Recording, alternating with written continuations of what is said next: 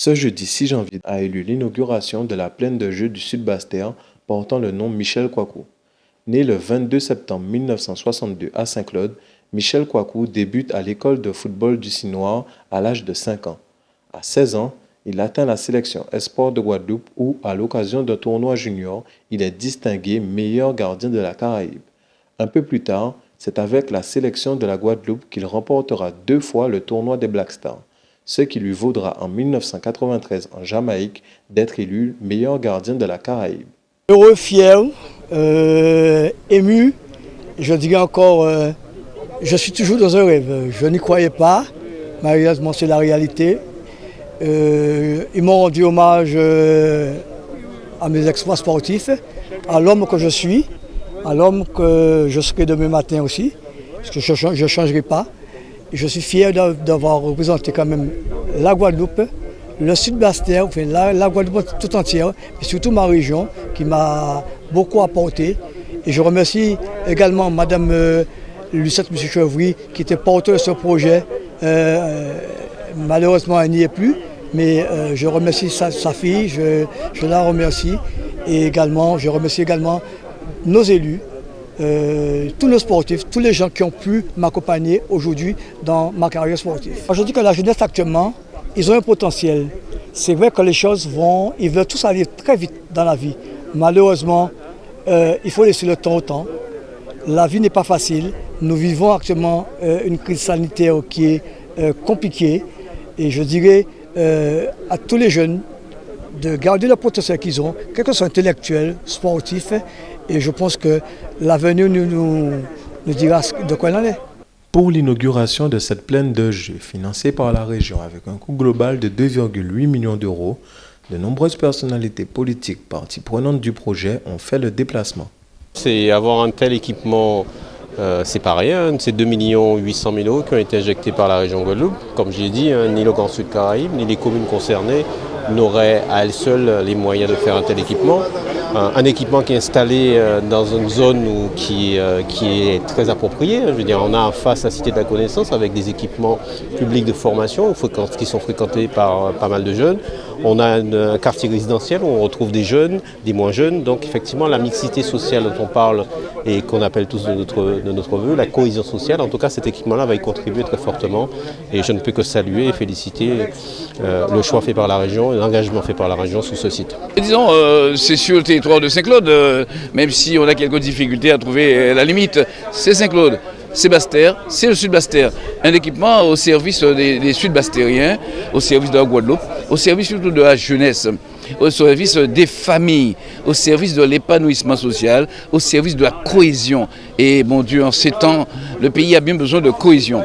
Une belle initiative, vous le savez, portée par la région et disons sur le territoire là, qui va permettre à la région, le département aussi, mais à la ville de Bastère, à la ville de Saint-Claude, s'accorder ensemble pour trouver, disons, une forme de gestion qui permettrait non seulement aux jeunes d'utiliser pleinement l'espace, mais qui permettrait aussi bien sûr de pérenniser la structure, d'assurer une bonne maintenance de la structure. On verra ensemble comment on pourrait donc travailler à tout cela. En tout cas, la jeunesse de Bastère a de quoi, disons, prendre plaisir à faire du sport et se préparer aussi à devenir champion. Parce que je disais, c'est véritablement une écloserie là. Il faut faire des suées, mais il faut aussi assurer la pérennité des championnats. Donc c'est un lieu de formation. Le futsal va être prisé, le basket aussi, la partie tennis aussi.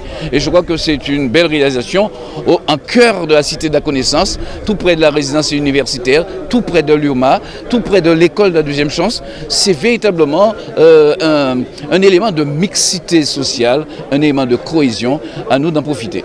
Oui, nous sommes très contents parce que vous connaissez ma position, ça fait partie des projets que nous avons toujours voulu pour Bastère, le fameux projet Portons-nous bien dans les quartiers.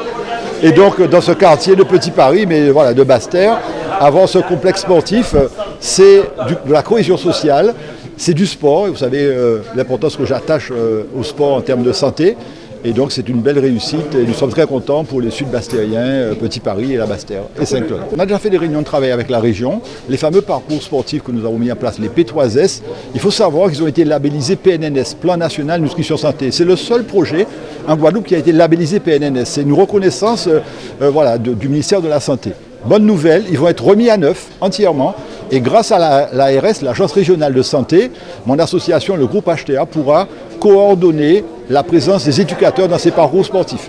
Et pour Félix Eboué, nous allons travailler avec l'association qui gère Félix Eboué pour reprendre le bail amphithéotique de Félix Eboué et avec les partenaires, la région, l'État, la jeunesse et sport, le fonds d'aide au football amateur et professionnel et aussi, bien sûr, l'ensemble des partenaires, remettre ce stade mythique en action.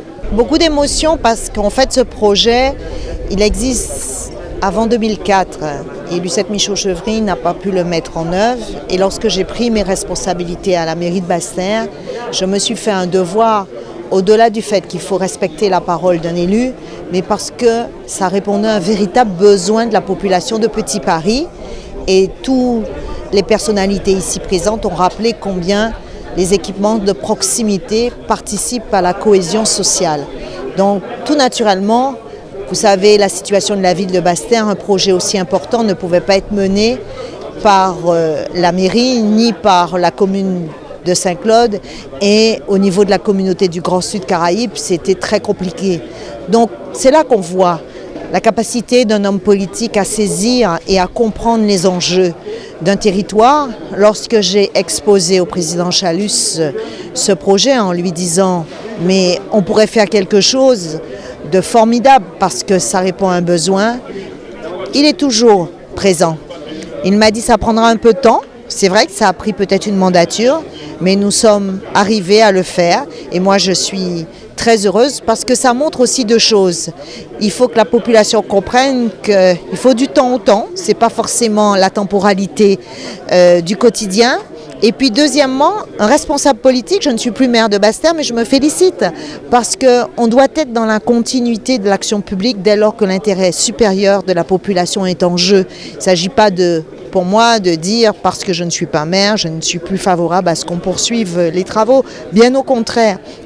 C'est ça qui fait la force d'un homme politique et de son engagement à côté d'une population. En tout cas, c'est ma conception de mon engagement au quotidien pour les Guadeloupéens, pour les Basse-Terriens. Oui, c'est une volonté que nous avons depuis quand même quelque temps, de pouvoir reprendre tous les complexes sportifs, de les rénover, de construire encore d'autres. Nous avons 20 futsal que nous allons construire sur la Guadeloupe. Le stade de Port, lui, sera reconstruit. Nous avons un domaine à Saint-Claude. Nous sommes en train d'acheter les terrains du gymnase Didier Dinard.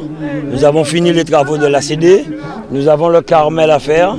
À Marie-Galante, nous avons encore des travaux, surtout à Saint-Louis. Nous avons aussi à Vieux-Fort rénové le complexe sportif.